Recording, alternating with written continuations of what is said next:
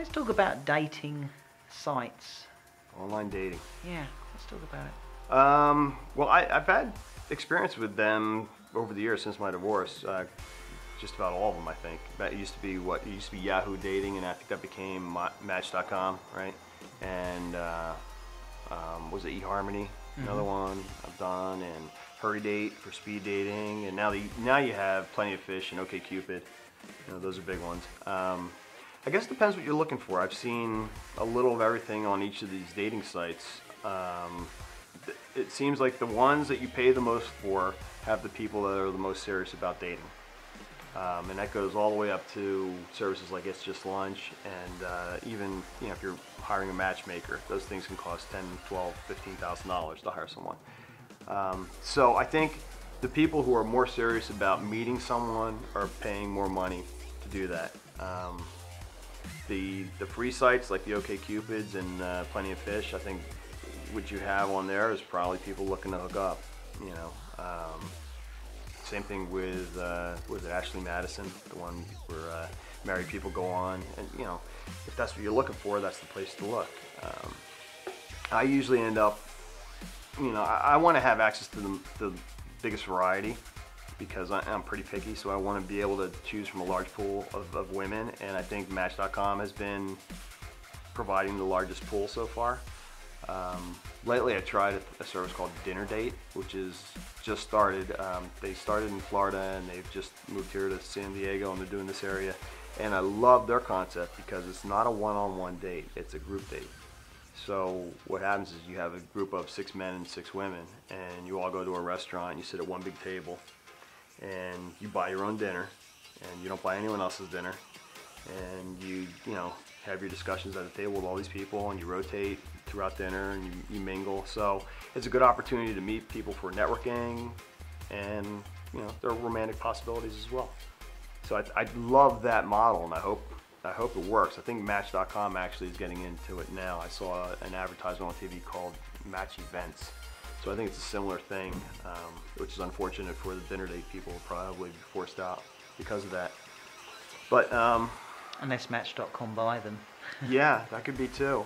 And I just found an interesting thing. Have you heard of Clout? Clout.com? Yeah. Okay, so Clout basically measures your social influence. So just explain Clout to the viewers a little bit before we go into this. Yeah, it's Clout with a K, Klout.com. And what it does is it measures your social influence based on your Twitter followers and your Facebook followers and Google Plus and all the different social networks, and how engaged your followers are. So just because you have a large number of followers doesn't mean that you have high clout. It's what percentage of your followers are reacting to what you're saying. I can have 60,000 people following me on Twitter, but if none of them talk to me, right, your clout's I haven't zero. got much clout. Right. So they do measure your influence, more than just how many people you have, which is really good. So anyway, with Clout, they have perks that they give people that have high clout. So if you have a big following and your fans are following you frequently and responding to everything you're posting, what happens is someone who has a product to offer will seek you out and say, hey, look, I want this guy to promote my product, so I'm going to give him some. So say like Reese's Peanut Butter Cups, they could send you Reese's Peanut Butter Cups and you'd be like, oh, I just love it. I just got a case of Reese's Peanut Butter Cups. This is the best company ever. So that's how the companies are using your clout score to find you and to ask you to promote their product. And what happened with me last week is a new company called Cheeked, CHEEKD.com. They found me and they sent me a clout perk. And it's really interesting. I hope it works. It's 5 business cards that come in a little pouch, okay? And each card has a little, like a one-liner on it. It's a card that you would give to someone that you want to hit on, okay? Mm-hmm. So it'll have something like, hey, it's your move, or like, hey, I lost my number, can I have yours? That kind of thing. So it has these funny little sayings on it, and it doesn't have any personal information about you on the card at all. It's very plain, but it does have a code on the card. Each card is a different code. So when that person takes that card and enters the code into the Cheek site, then they'll find your profile. So they call it, I think, reverse online dating, where you're actually meeting the person first. And then bringing them back to the web. It's an interesting concept, isn't it? Yeah. So I'm curious to see how that's going to work. I just got them a couple days ago and registered them, so I don't know who I'm going to give them to. I'm dying to try it. I'd love to. I think we should interview you after you've had some some bruises and and we'll see whether how well women respond to cheat cards. Yeah, it's an interesting concept. I don't know. We'll see. I know women prefer a man who's somewhat aggressive without being arrogant. So I don't know if a woman's going to see that. Like if I go up to her and give her one of these cards, does she see it as like a cowardly thing? I think the success because my name's not on it. I think the success of the cards is going to possibly be more about the social skills of the individual that carries the cards. I mean, if you go up to a woman and you're very respectful and you're very gentlemanly and you slip her a card and it has something on it that's appropriate and fun and joyful for that moment, you're probably going to get a good response. Yeah. Whereas some other guy who sends off a brash card in the wrong situation is going to get somebody that just throws the card in the trash. Right. Yeah, I guess it depends on the woman in the situation, whether she's interested or not. I'm curious to see if a woman's going to take it, in a public scene. Like if I'm at a wine bar and I see a girl and I've been smiling back and forth to her, if I go up to her and hand her one of these cards that doesn't have my name on it, or I don't ask for her number, I wonder if she might see it as, well, you can't be that interested in me. You're just giving me this card. You're just trying to promote this business kind of thing. This is silly, Yeah.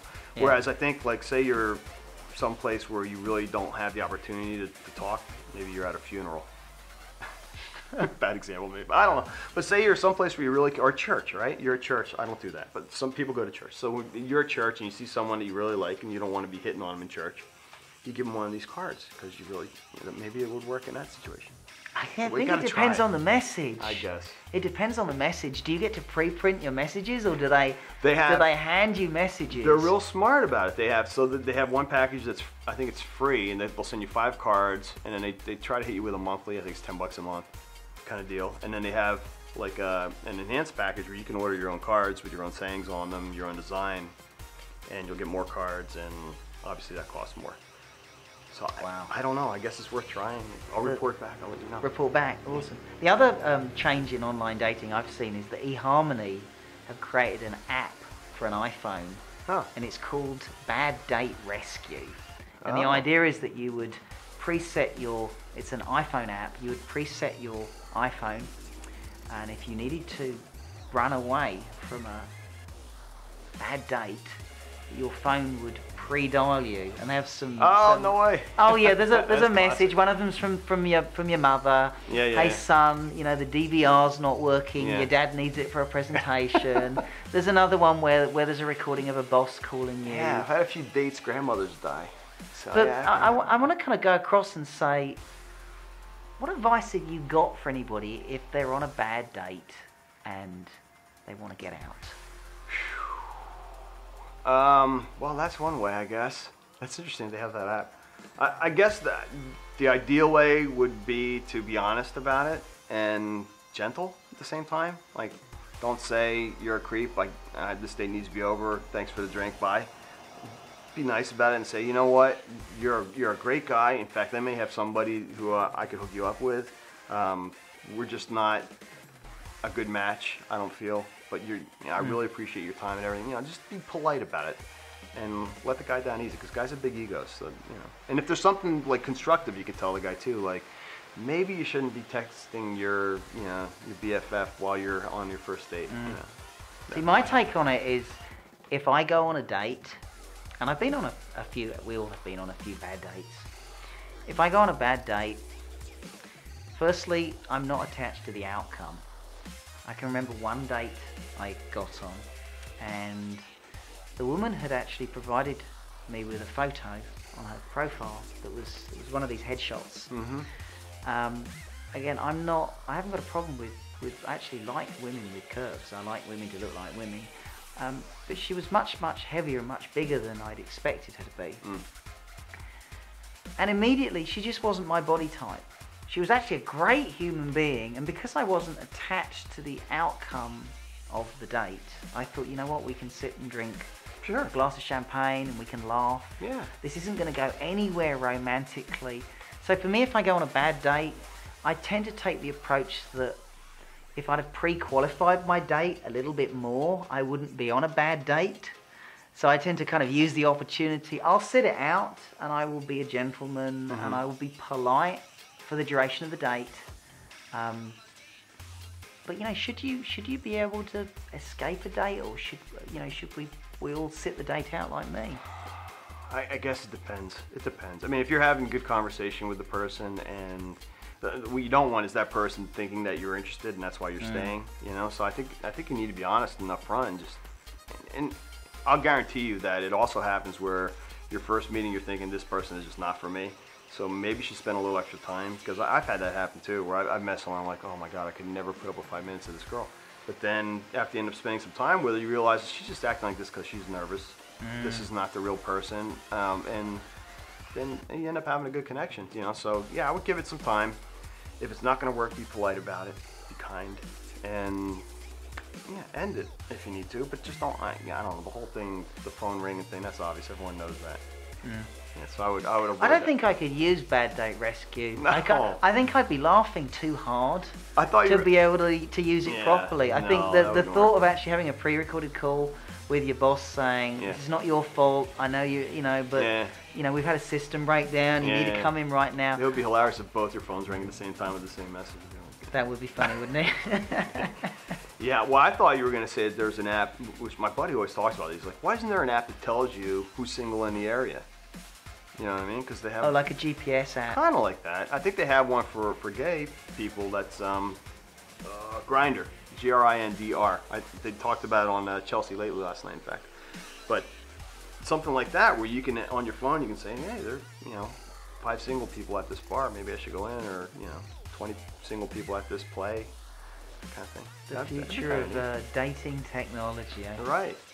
And there should be a site that just doesn't have a profile. It should just have video, because video, everyone can get a video on their PC now. They're cheap.